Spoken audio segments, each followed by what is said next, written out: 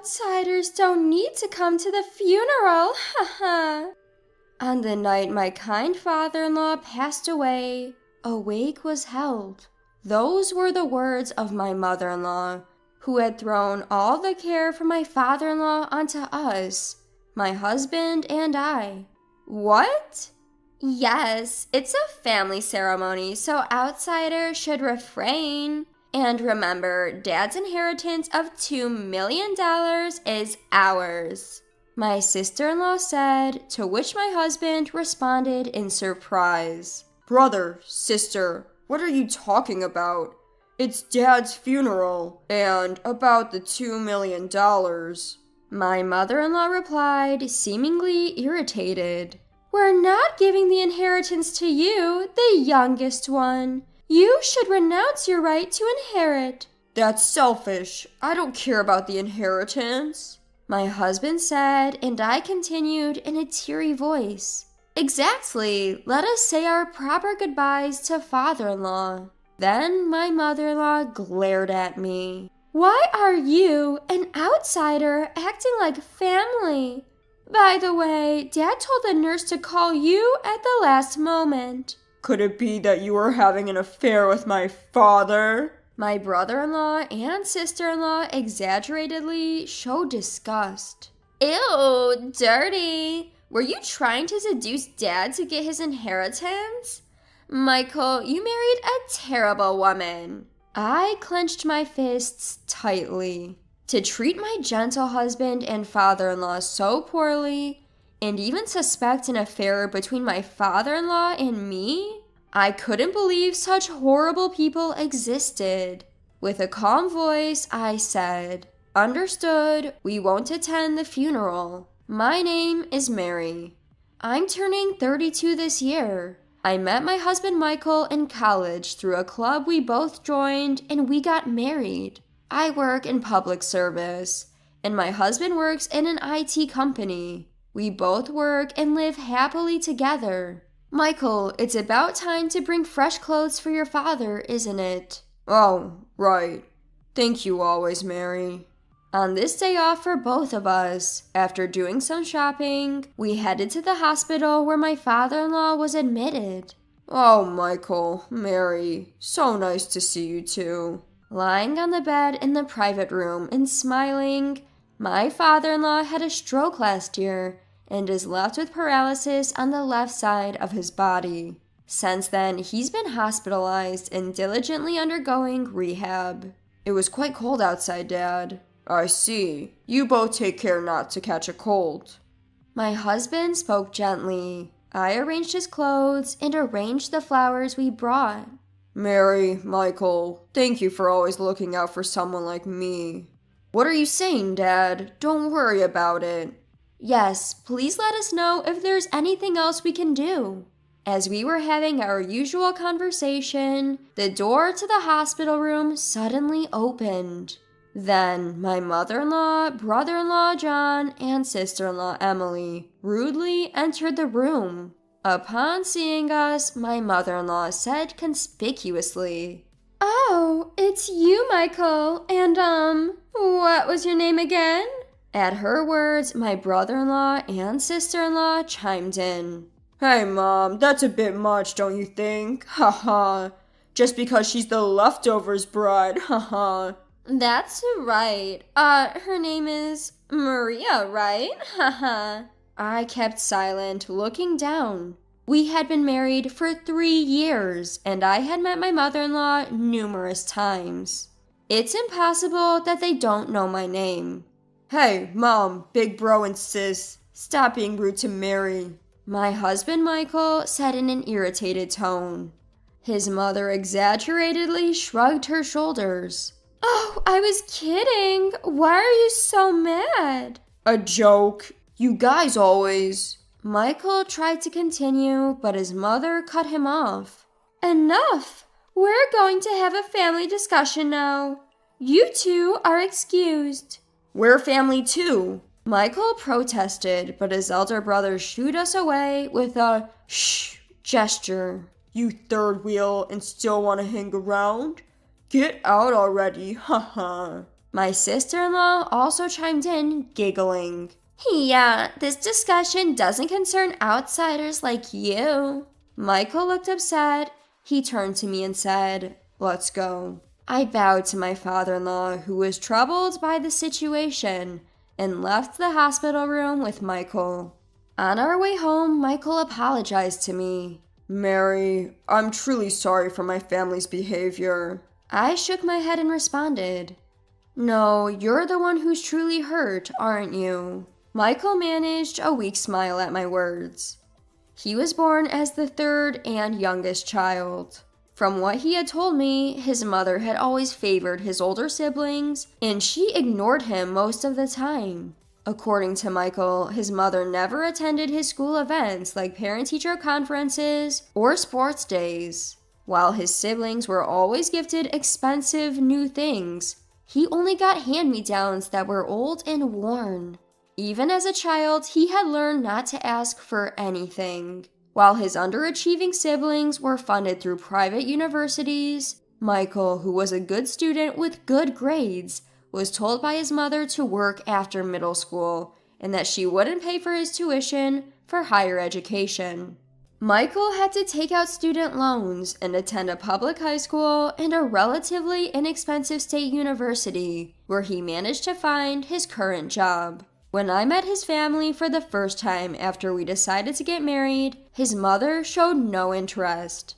"I don't care what you do," she had said, not even offering us anything to drink. His brother and sister looked at me with amusement, making fun of me.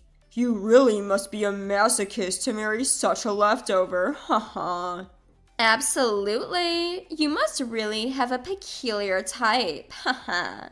My husband has always been treated as an inconvenience to his family, a third wheel. This treatment didn't change even after we got married. We were consistently left out of family events such as weddings and funerals. As a result, we were later scolded by relatives for not showing up, asking, "Why didn't you attend?"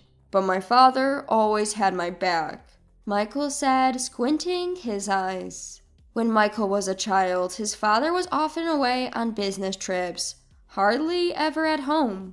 However, on occasions like Christmas and birthdays, even when Michael didn't receive a gift from his mother, his father always made sure to have something for him. Despite his busy schedule, there were times he took off work to attend Michael's graduation. When we got married, it was only his father who seemed genuinely happy and blessed us. A kind father-in-law, always concerned about us. But to his family, his wife and other children, he was merely a convenient ATM, treated callously. So when my father-in-law fell ill, it was us who took on the task of his daily care and looking after him. "Michael, I promise to look after both you and your father," I told him. Grasping my hand, Michael thanked me, saying, "Thank you. I really appreciate you." Months passed, and then we received a call from the hospital. My father-in-law had suffered a stroke again. By the time we arrived, it was too late. My father-in-law had passed away. Dad, I wanted to do more nice things to you and be a more devoted son." Overwhelmed by grief, Michael cried out, looking at his peacefully sleeping father. I, too, shed tears, remembering the kind words and smiles from my father-in-law. My mother-in-law, brother-in-law, and sister-in-law arrived, but they didn't shed a tear. In fact, they seemed in rather good spirits.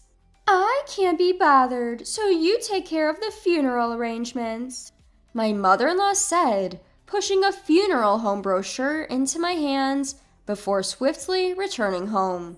Although we were stunned, we knew we had to send off my father-in-law properly. We immediately contacted the funeral home and arranged for the wake and funeral. Days passed. After the wake ended and the guests had left, I approached my mother-in-law, now in her mourning clothes. About the arrangements for tomorrow's funeral, I started. "Oh, don't worry about that. The funeral director will take care of it," she interrupted. And then she said something shocking. You outsiders don't need to come to the funeral. What? Huh? Michael and I exclaimed in unison. Smiling slyly, brother-in-law John chimed in. Thanks for taking care of Dad all this time, but we don't need you guys anymore. Don't come to the funeral. What? What do you mean? I asked, shaken. Then my sister-in-law Emily continued. Exactly what we said. This is a family funeral. We don't need outsiders. Besides, Dad's $2 million inheritance is ours now. In shock, Michael asked, Brother, sister, what are you talking about? It's Dad's funeral, and about the $2 million. My mother-in-law replied, seemingly irritated. We're not giving the inheritance to you, the youngest one.